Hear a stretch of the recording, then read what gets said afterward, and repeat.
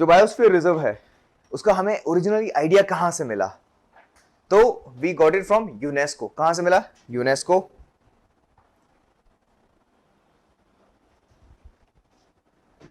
UNESCO ने कब चालू किया था? इन 1970s यूनेस्को ने ये इनिशिएटिव चालू किया था। हमने कब अडॉप्ट किया? We adopted in 1986। We adopted in 1986 कि हमने on the lines of UNESCO हमने ये किया। अब अगर हम डेफिनेशन के बारे में बात करें तो what is the definition? Definition says कि biosphere reserve is a series of protected area linked through a global network and intended to demonstrate the relationship between conservation and development। तो यहां पे सिर्फ हमारा कंजर्वेशन के ऊपर फोकस नहीं रहेगा बट डेवलपमेंट ऊपर भी रहेगा। तो वो किसका है? Biosphere reserve. और जो यूनेस्को का ये जो प्रोग्राम 1970s में चला उसका नाम क्या है? Man and biosphere reserve programme. Man and biosphere reserve programme ये यूनेस्को का था। वहां से हमने इंस्पिरेशन लिया, हमने 1986 में बायोस्फीयर बनाने चालू किए। एम क्या है? To set a scientific basis for the improvement of the relationship between people and their environment and that too globally. यहां पे दोनों वर्ड आए। एक क्या आया कि throughout, like through a global network, and दूसरा एनवायरमेंट ग्लोबली। क्यों ऐसा आता है? Because as I said again कि जो इकोसिस्टम है या तो फिर ज्योग्राफी है, they do not know political boundaries. Do they know political boundaries? No, they do not know political boundaries.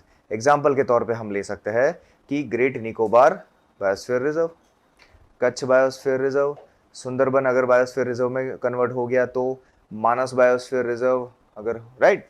तो ये जो सारे हैं वो सारे ट्रांस बाउंड्री हो सकते हैं, यू नेवर नो, राइट। तो अगर जब भी ये ट्रांस बाउंड्री हुए तो फिर कोई एक कंट्री उसको प्रोटेक्ट करेगा?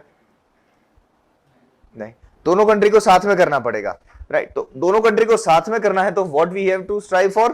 We have to strive for the global efforts. That's the simple thing. And तभी जाके ये पूरा प्रोग्राम बना और उसी के ऊपर से इंस्पिरेशन लेके हमने हमारा खुद का प्रोग्राम चलाया। But in India we follow dual polity. What we follow? Dual polity. मतलब क्या है कि जो भी इंटरनेशनल लॉज बनते हैं वो सीधे सीधे हमारे वहां इंप्लीकेट नहीं हो जाते। क्या संदीप? सीधे सीधे हमारे वहां उसका कोई भी इंप्लीमेंटेशन नहीं होता है। They do not implicate in our sphere. As soon as we pass them through the parliament तब जाके हमारे लिए वो लॉ बनेगी। अदरवाइज को क्या रहेगा? वो सिर्फ एक हमारे लिए एक गाइडलाइन, एक मोरल गाइडलाइन रह जाएगा। We are not abide to follow it until and unless our parliament passes it. Simple as that. किसी को कुछ इसमें कुछ डाउट? तो यहाँ पे भी जो मैन एंड बायोस्फीयर प्रोग्राम तो पहले ही चल ही रहा था, उसके ऊपर से हमने इंस्पिरेशन लेके हमने हमारा चलाया। अब कल को ऐसा हो जाए कि इंडिया में एज सच अगर हम डिक्लेयर कर रहे हैं कि x amount of biosphere reserve है, इंडिया डिक्लेयर कर रहा है, अब उसको क्या होगा पता है? इंडिया ये सारी जो सूची है ना वो कहां पे फॉरवर्ड करेगा? यूनेस्को में फॉरवर्ड करेगा। यूनेस्को क्या करेगा? इसका अपने हिसाब से चेक करेगा कि क्या वो इंटरनेशनली इंपॉर्टेंट है क्या। इंडिया ने जो भी बायोस्फीयर रिजर्व बनाए वो कैसे होंगे? नेशनल लेवल पे इंपॉर्टेंट। बट यूनेस्को क्या चेक करेगा कि इंटरनेशनल इंपॉर्टेंट है क्या। तो उसमें से ए और सी को वो सिलेक्ट करता है कि these are the part of now man and biosphere program. तो फिर जो भी इंडिया के लॉज है क्या वो रिप्लेस हो जाएंगे यूनेस्को के लॉ से, या इंडिया के लॉज भी रहेंगे और यूनेस्को की लॉज भी अप्लाई होंगे?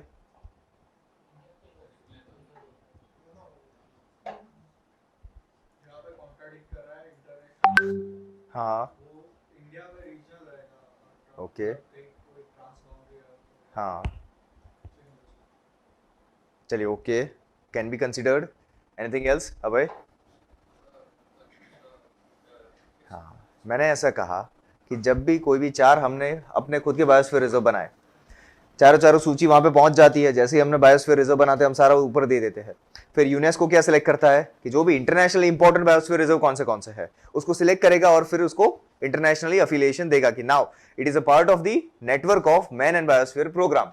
तो तब जाके यहाँ पे कुछ इंडिया के लॉ भी होंगे, फिर इंटरनेशनल लॉज भी कुछ लगेंगे।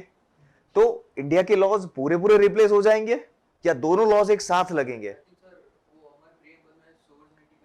हाँ, हाँ,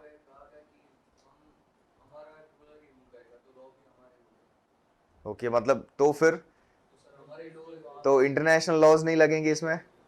प्रैक्टिस कर सकते हैं हाँ, लॉ तो यहाँ पे क्या होगा कि हमारे लॉस तो है ही है।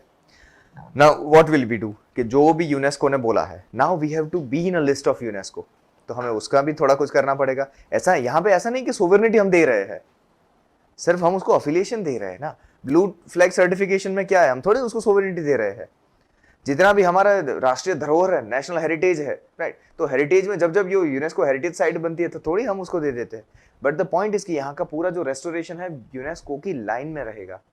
यहाँ का पूरा जो कंजर्वेशन है वो अब लोकल नहीं चलेगा, वो बेस्ट प्रैक्टिसेस यहाँ पे हमें अप्लाई करनी पड़ेगी। So India will be obliged to follow all the guidelines. तो फिर हम क्या करेंगे, हमारी गाइडलाइंस तो यहाँ पे रहेगी रहेगी, उसकी गाइडलाइंस एक एडिशन के तौर पे आएगी।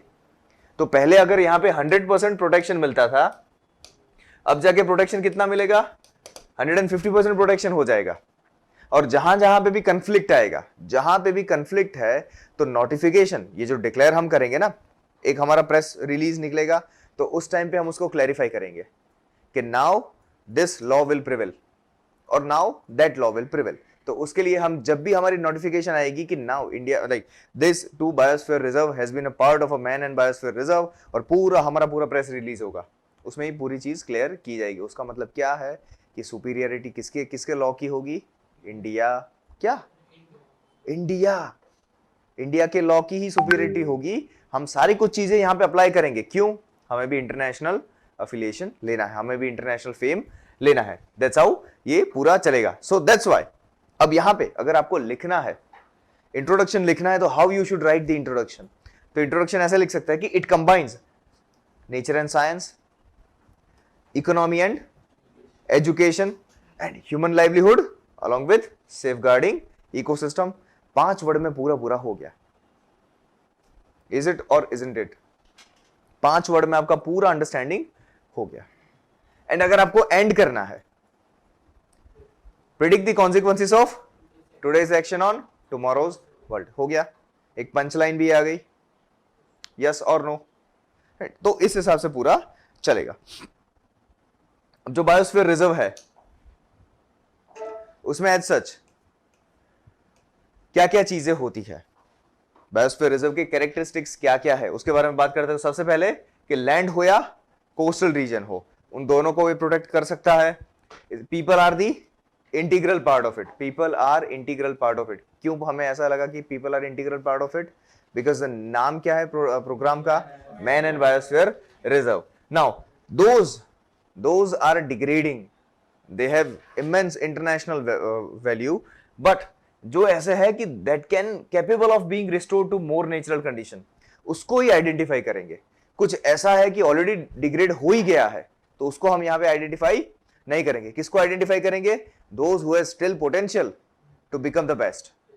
अभी 20-30% का रिडक्शन हो गया है, बट उसको हम रिकवर कर सकते हैं, ऐसा कुछ हो तब कर सकते हैं। And then it will have a core area, क्या होगा उसमें, एक कोर एरिया होगा, and that core area will be non manipulative. वो कोर एरिया कैसा होगा, non manipulative, that core area will be super super super protected. Okay, चलिए कैसा दिखता है वो देखते हैं।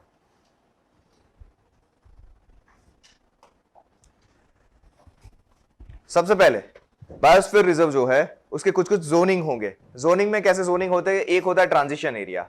ट्रांजिशन एरिया किसको किसको अलग करता है, बायोस्फीयर रिजर्व को अलग करेगा, किससे, from the human settlement and outer environment.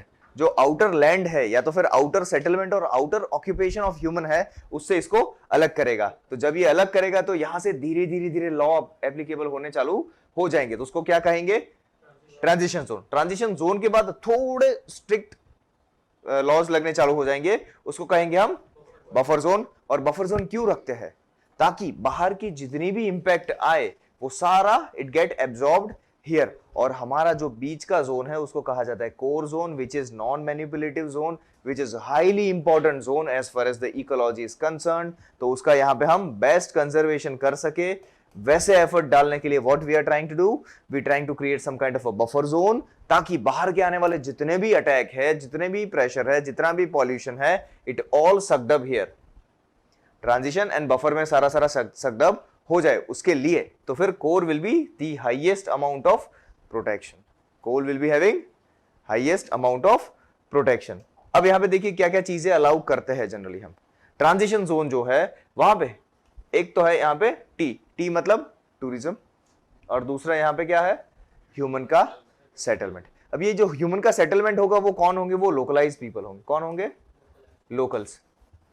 Locals मतलब क्या कि वो 2-3-4 पीढ़ी से वहां पे रहते हैं, उनका इकोनॉमिक एक्टिविटी वहां पे है ग्राम पंचायत में कहीं ना कहीं एक या दो उसके नाम भी है, राइट। तो वो जो लोकल लोग है वो यहाँ पे घर खरीद पाएंगे।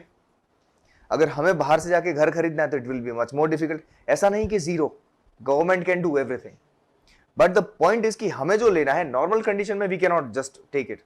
अगर किसी को बेचना है हमें तो हम ले नहीं सकते, राइट। तो बीच में गवर्नमेंट को आना पड़ेगा, हमें एनओसी देनी पड़ेगी and then it will be transfer to, तो लैंड का टाइटल तभी ट्रांसफर होगा। उसके बाद आता है बफर जोन, सॉरी उसके बाद आता है R is for research. Research मतलब यहाँ पे कौन रिसर्च करने आता है, जितने भी एनजीओ वगैरह है, जितने भी रिसर्चर है, कोई कॉलेज में रिसर्चर होगा उसको यहाँ पे रिसर्च करने आना है तो वो खुद से खुद आ सकता है। सेम चीज इसमें भी चलेगी, बफर जोन में भी चलेगी, but nothing will happen in core zone. Core में क्या होगा, सिर्फ मॉनिटरिंग होगा। मॉनिटरिंग कौन करेगा, गवर्नमेंट मॉनिटरिंग करेगी, उसको फॉरेस्ट डिपार्टमेंट मॉनिटरिंग करेगा, और जो हमारा एनवायरमेंटल मिनिस्ट्री है वो मॉनिटरिंग करेगी। तो यहाँ पे बेस्ट डॉक्टर्स होंगे, यहाँ पे बेस्ट साइंटिस्ट भी होंगे, यहाँ पे रिसर्चर्स भी होंगे, स्पॉन्सर्ड बाय गवर्नमेंट और ऑथराइज्ड बाय गवर्नमेंट। उसके साथ साथ फॉरेस्ट के ऑफिसर्स भी होंगे, ऑफिशियल्स भी होंगे, एवरीथिंग विल बी देयर। यहाँ पे बहुत ही बड़ा एक अच्छा सा हमने बेस बनाया होगा जहाँ पे एब्सोल्यूट प्रोटेक्शन दिया जाएगा। सभी सेपलिंग्स को यहाँ पे रखेंगे। यहाँ पे हम सीड बैंक भी बनाएंगे, जीन बैंक भी बनाएंगे। We will try to conserve everything in a scientific lines, right. तो हर एक प्रकार का कंजर्वेशन यहाँ पे कोर एरिया में होगा। कोर एरिया में टूरिज्म अलाउ नहीं है, कोर एरिया में ना ही रिसर्च अलाउ है। कोई इंडिपेंडेंट रिसर्च को ऐसा हो जाए कि मैं कोर एरिया में करूं, नहीं, he has to give the letter to ministry of forest and environment. तो फिर वो अगर अप्रूव करेगी तभी जाके वो अंदर जा सकेगा, अदरवाइज वो भी इंडिपेंडेंट रिसर्चर भी अंदर अलाउ नहीं है, राइट। नाउ इंडिया में कितने बायोस्फीयर रिजर्व है, मैन एंड बायोस्फीयर प्रोग्राम में 18, कितने हैं, 18, टोटल 18 है। और जो इंडिया है इट स्टैंड्स हियर। सबसे ज्यादा किसके पास है, स्पेन, स्पेनियोल, स्पेन, स्पेन ही है। स्पेन, मैंने यूनेस्को की साइड से निकाला, मैं वहां पे एरर कैसे आ गई। स्पेन ही है, स्पेन, फिर उसके बाद Russia and so on and so fourth. और इंडिया कहां पे है, यहां पे विथ 18। अगर हम इंडिया के बारे में बात करें तो इंडिया में सबसे लार्जेस्ट कौन सा है, कच्छ बायोस्फीयर रिजर्व, एंड सबसे स्मॉलेस्ट कौन सा है, हिब्रू, and that is in Assam. Assam, हिब्रू शिखोवा। और अभी जो करंट अफेयर में चल रहा है that is this, great Nicobar island. Current affair में कौन सा चल रहा है, great Nicobar island. So please remember this list. Gulf of Mannar है, गल्फ ऑफ मन्नर में कौन कौन आते हैं, इंडिया, श्रीलंका, ओके। सुंदरबन में कौन आएगा, West Bengal, India, right. Sorry कौन सा बोला, नहीं, वेस्ट बंगाल एंड इंडिया बोला, इंडिया बांग्लादेश बोलना चाह रहा था मैं। चलिए ओके, चलो ऊपर था। नंदा देवी, नेपाल थोड़ा टच हो जाता है।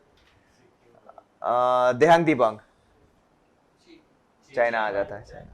चलिए ओके, सिर्फ उसमें लार्जेस्ट स्मॉलेस्ट एक फैक्ट याद रख लेना, और फिर आज के जो करंट अफेयर है उसके बारे में हम बात करेंगे।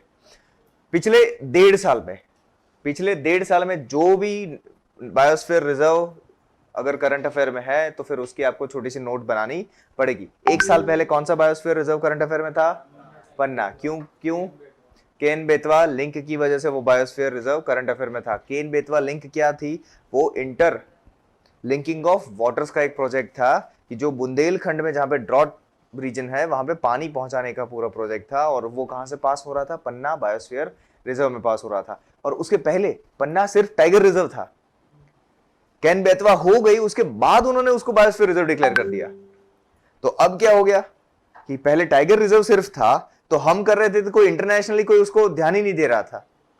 जैसे वो यूनेस्को बायोस्फीयर रिजर्व बन गया, सभी ओह यहाँ पे कैन बेतवा लिंक हो रही है, कैन बेतवा लिंक हो रही है, इतना डिफोरेस्टेशन होगा, इतना पानी अंदर चला जाएगा।